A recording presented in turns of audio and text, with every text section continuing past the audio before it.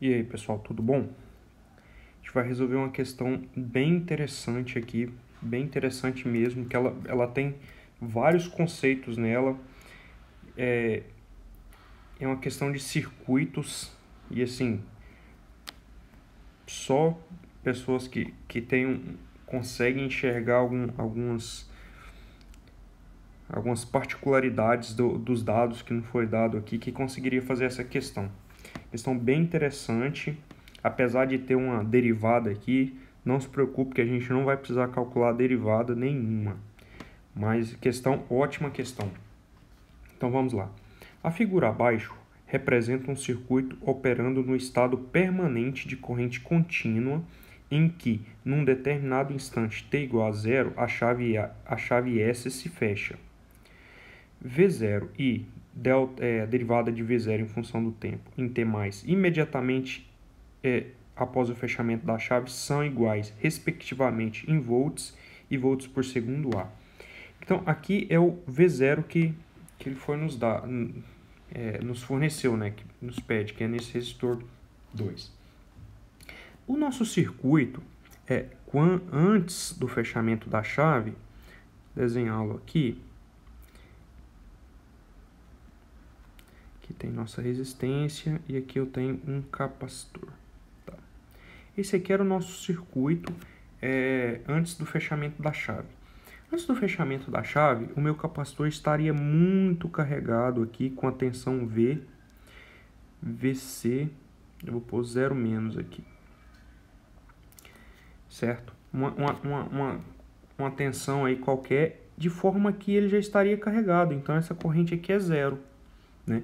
Então, toda a corrente aqui da minha fonte, vai passar pelo meu resistor. Então, qual que é a tensão que passa por esse resistor de 1 ohm? Um é V igual a 10 ampere vezes 1 ohm, que é igual a 10 volts. Então, a minha tensão no capacitor também é 10 volts, certo? E o meu indutor aqui não tinha nenhuma tensão nele. Então, a corrente nele aqui é igual a zero, já que não tem nenhuma fonte. Pois bem, repare que esse tipo de questão é muito recorrente, que sempre ele nos dá essa informação imediatamente após o fechamento da chave. Isso aqui é importantíssimo, que a gente pode fazer uma modificação que dá certo, porque é exatamente nesse tempo aí, imediatamente após o fechamento da chave. Então, o que a gente pode fazer? A gente pode substituir meu capacitor por uma fonte de tensão e meu indutor por uma fonte de corrente. Então, meu circuito ficaria dessa forma. Lembrando, mais uma vez, que isso eu só posso fazer porque ele me deu aquela informação de que é imediatamente após o fechamento da chave. Isso implica em quê? Implica que condições de fronteira do meu circuito. Aqui 10 volts, porque era a tensão que estava armazenada lá no meu circuito, né? Aqui é minha fonte de corrente. Vou substituir meu indutor. E aqui minha resistência de 2 ohms. E aqui V0. O meu indutor, como eu havia falado, a corrente dele é zero.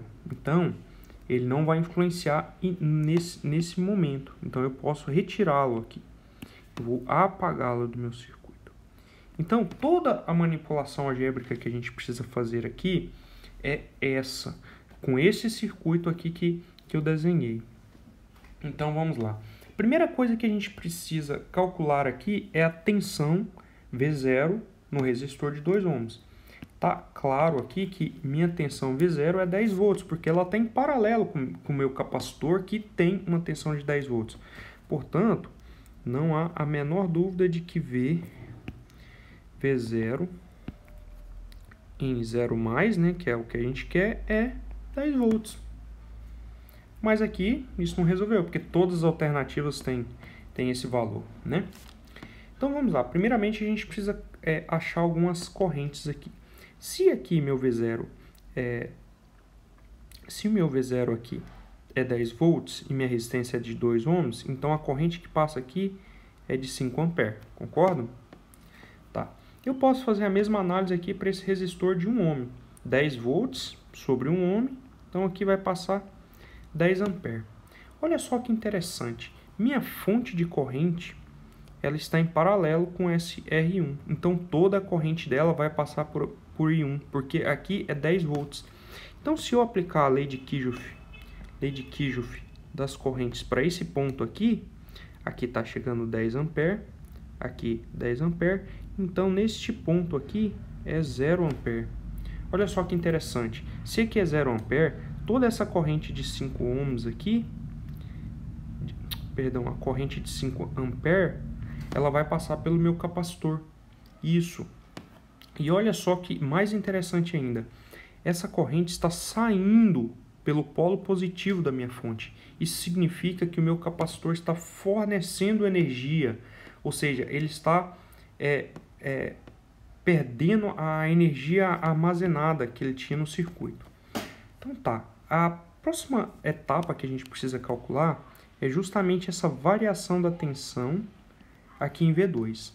Mas como que a gente calcula isso olhando para esse resistor? A gente não vai conseguir, mas se nós olharmos para isso aqui, que é um capacitor, a gente consegue achar essa relação direta. Por quê? A corrente de um capacitor não é dada pela sua capacitância vezes a derivada da tensão em função do tempo, certo? Só que aqui existe um detalhe que faria muita gente errar. O que acontece? Essa corrente aqui, ela vai estar aumentando ou vai estar diminuindo? Se nós analisarmos o circuito, o que eu falo? Existe uma tensão de 10 volts armazenada no circuito. Toda a corrente aqui está passando por I1. Então, o meu capacitor está sendo descarregado. Isso mesmo, toda a tensão que estava armazenada nele está vindo aqui em forma de corrente e sendo dissipada em R2. Então, essa tensão em V2, ela tende a diminuir. Se ela tende a diminuir, a gente precisa corrigir nossa equação com menos. Isso, porque essa variação, a variação aqui da minha tensão é negativa, porque ela está variando de forma a se reduzir. Então, ali essa variação é negativa. Então, a gente precisa corrigir. E qual que é essa corrente? 5 amperes, a gente acabou de calcular. Qual que é a capacitância?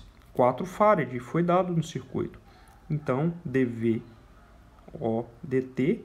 Por que eu fiz isso? Porque resistor e capacitor estão em paralelo. Então, eu posso fazer a análise do lado do capacitor, já que eu não conseguiria fazer isso aqui tão facilmente analisando o resistor.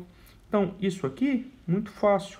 Então, dV dt é igual a menos 5 sobre 4, que é menos 1,25 volts por segundo. Então, a cada segundo, minha tensão no capacitor está diminuindo 1,25 volts, correto? Então, a gente fica aqui, nossa alternativa correta é a letra B. Questão muito simples de se resolver, mas que tinha que ter algumas atenções, lembrar desses pontos. Ótima questão, parabéns para a banca que fez essa questão, ótima questão.